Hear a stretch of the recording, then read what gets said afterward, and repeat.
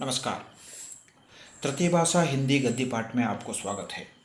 मित्रों, आज मैं 10वीं कक्षा के बाल शक्ति नामक एक छोटा सा पाठ प्रस्तुत करने जा रहा हूँ।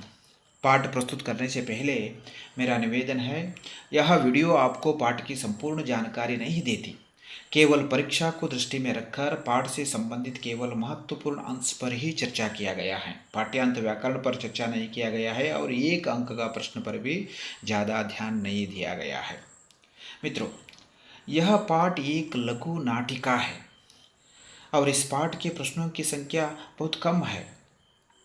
इस पाठ में 1 अंक का, 2 अंक का और 3 अंक के प्रश्न आने की संभावना है। इस पाठ को जानने से पहले मित्रों, हम इस पाठ के लेखक के बारे में जान लेंगे। इस पाठ के लेखक है जगत राम आर्य। जगत राम आर्य जी का संक्षिप्त परिचय आपको देता हूँ मैंने। जन्म हिमाचल प्रदेश के ऊना में 16 दिसंबर 1910 में हुआ।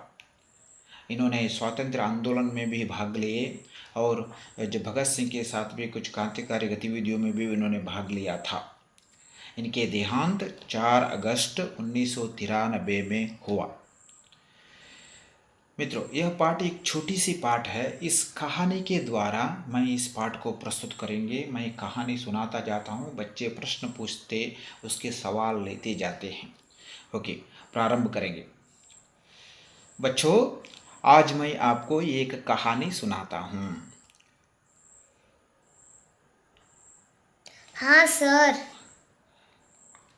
एक पाठशाला में रामू, श्यामू, मोहन, संजय, किशोर, मनोज नाम के बच्चे थे। एक पाठशाला में रामू, श्यामू, मोहन, संजय, किशोर, मनोज नाम के बच्चे थे। उनमें रामू को छोड़कर सभी बच्चे बहुत अच्छे थे। उनमें किसको छोड़कर? रामू को छोड़कर सभी बच्चे बहुत अच्छे थे।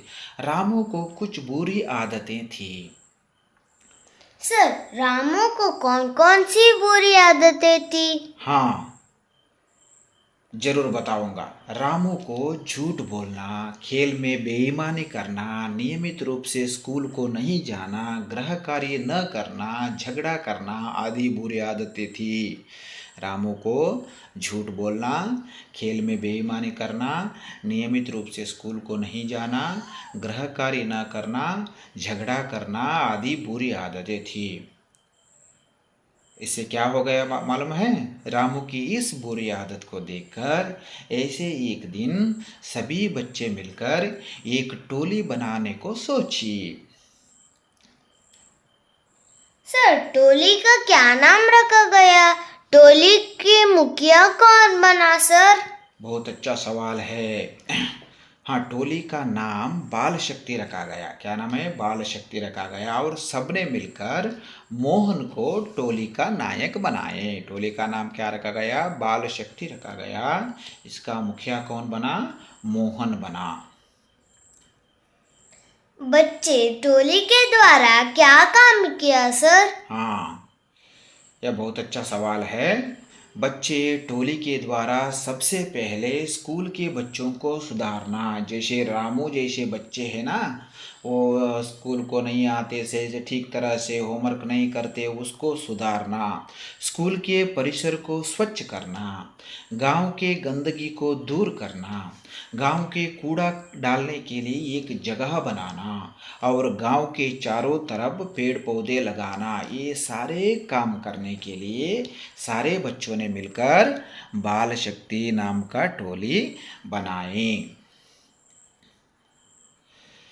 टोली बनाकर इस प्रकार टोली द्वारा बच्चे पाठशाला के गांव के आसपास के परिसर को बहुत हरा भरा बनाया। 1 साल के बाद सारा गांव हरा भरा दिखाई देने लगा, इसलिए सभी लोगों को बहुत खुश हुआ। इसलिए बच्चों को सराहना करने हेतु एक सभा का आयोजन हुआ।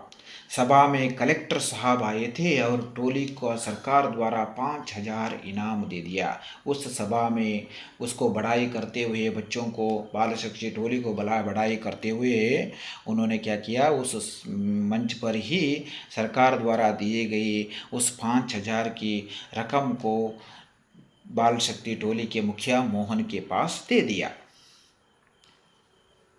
कलेक्टर साहब ने क्या कहा?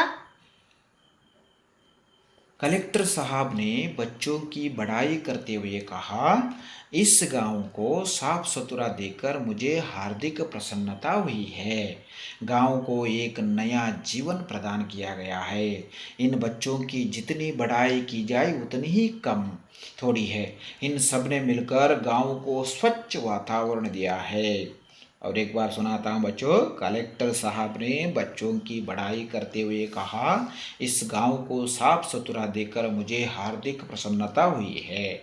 गांव को एक नया जीवन प्रदान किया गया है।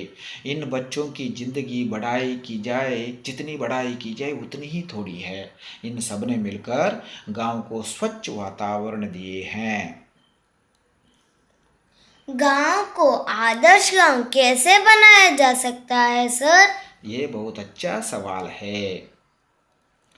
गांव की सफाई करके गंदगी को दूर करने से, गांव के परिसर को स्वच्छ करने से, पाठशाला के आसपास गंदगी दूर करने से, पेड़ पौधों को लगाकर गांव को हरा भरा रखने से, गांव की गड्ढे को मिट्टी से ढांपने से, कूड़ा कचरा डालने के लिए एक निश्चित जगह बनाने से गांव को आदर्श गांव बनाया जा सकता है।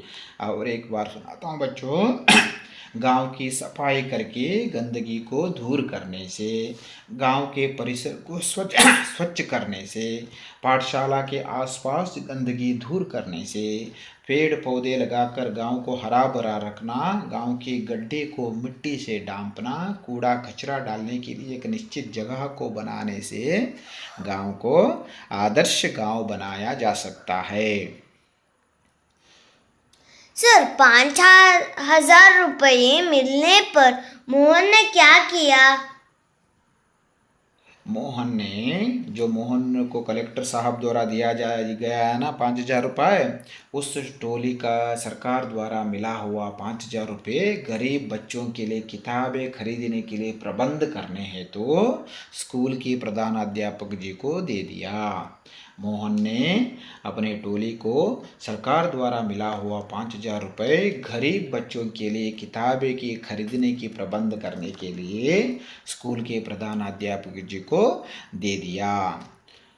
अच्छा बच्चों, समझ में आ गई ना कहानी? किस प्रकार सारे बच्चों ने मिलकर एक टोली बनाकर सारे एकता से गांव का उद्धार करते हैं, गांव को आदर्श गांव बना देते हैं। इसी प्रकार हम भी हमारे गांव को एक साफ सुथरा गांव बनाने की दिशा में काम करनी है। नमस्कार। आगे और एक पाठ और पद्य को लेकर मैं फिर प्रस्तुत हो जाऊंगा। मेरे सारे वीडियो के लिए सब्सक्राइब करें और अपना सुझाव देना न भूलें। धन्यवाद।